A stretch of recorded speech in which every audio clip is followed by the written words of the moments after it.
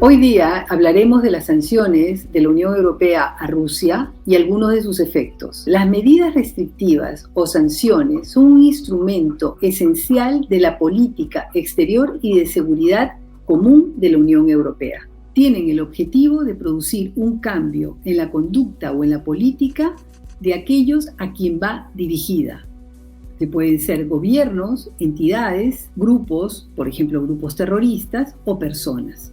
Con estas sanciones se pretende proteger los valores, los intereses fundamentales y la seguridad de la Unión Europea, preservar la paz, consolidar y apoyar la democracia, el Estado de Derecho, los derechos humanos, el derecho internacional, prevenir conflictos y reforzar la seguridad internacional. El 23 de mayo del 2007 inicia una relación constructiva entre la Unión Europea y Rusia. Firman un memorando de entendimiento para poder intercambiarse ideas sobre políticas varias y sobre todo temas de desarrollo.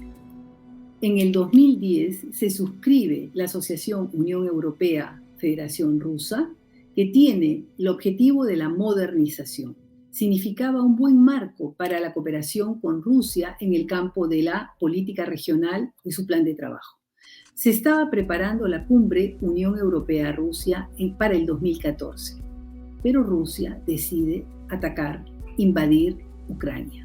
Ahora, el 6 de marzo, los jefes de Estado y de Gobierno de la Unión Europea condenan enérgicamente a Rusia por la violación no provocada de la soberanía e integridad territorial de Ucrania, por parte precisamente de este país, solicitándole el retiro inmediato de sus fuerzas armadas, advirtiéndole que ante cualquier otra acción similar iba a tener repercusiones económicas. El 22 de julio del 2014, el Consejo de la Unión Europea insta a Rusia a utilizar su influencia sobre los grupos armados ilegales para lograr un acceso pleno, inmediato, seguro y protegido en el lugar donde se derribó el vuelo de la Malaysian Airlines MH17 en Donetsk. También instó a Rusia a detener el creciente flujo de armas y equipos entre la frontera entre la zona invadida de Ucrania y Rusia. Ante la gravedad de la situación y ante el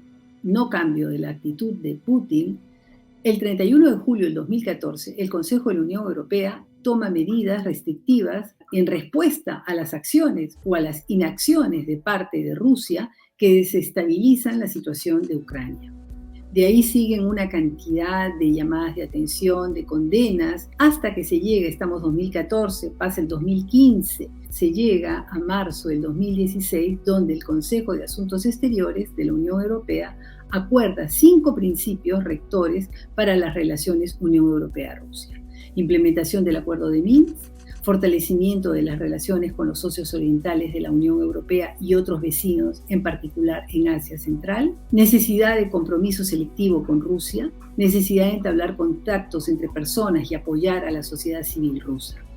En el 2014, la decisión de sancionar a Rusia no fue fácil. Habían 2 campos.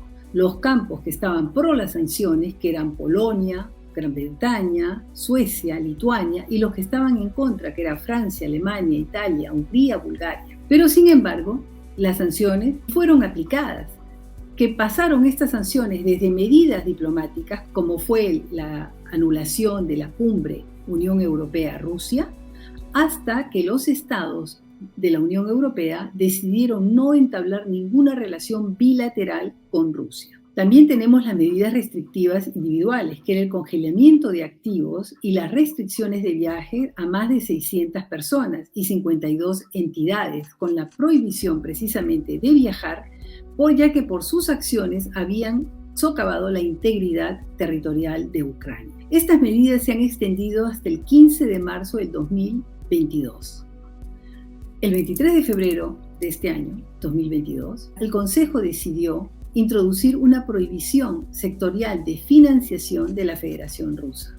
Su gobierno y su Banco Central, al limitar el acceso del Estado y del gobierno ruso a los mercados financieros y servicios financieros y de capital de la Unión Europea, con la intención de limitar la financiación de políticas agresivas que aumentan las tensiones. Las recientes sanciones de mayor envergadura tienen el propósito de aislar a Rusia del sistema financiero global y a las élites del Kremlin. Los 27 han decidido enviar armas y municiones a la resistencia ucrania. Los cielos se han cerrado. Yo no sé cómo va a ser el avión de Castillo para llegar y recoger a los peruanos que se encuentran en Ucrania, pero bueno, ese es otro tema. Luego se han desconectado las cuentas corrientes y las tarjetas de créditos de muchos bancos rusos del sistema SWIFT. Las sanciones económicas están produciendo su efecto. El rublo ha perdido el 30% de su valor y la bolsa de valores de Moscú ha cerrado. Fuera de las sanciones, Alemania tomó la decisión, antes que se emitieran esas sanciones, de parar el proyecto Nord Stream 2 y ha elevado el gasto de su defensa al 2% de su Producto Interno Bruto, como le fue sugerido por la OTAN. ¿Cuáles son los efectos de las sanciones? Las sanciones del 2014 generaron pérdidas para Rusia, pero también generaron pérdidas para algunos países de la Unión Europea. Rusia, antes de las sanciones, representaba para Italia el 2,7% de las exportaciones.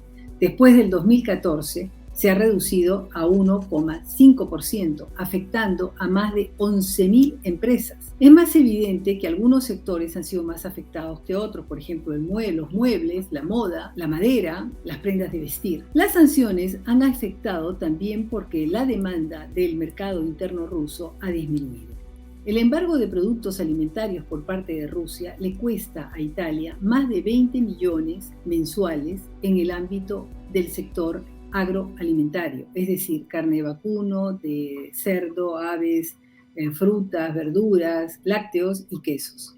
Pero en Rusia ha proliferado productos falsos made in Italy, que evocan Italia con títulos, por ejemplo, Bell'Italia, Ciudad Italia, Buen Día Italia, etc.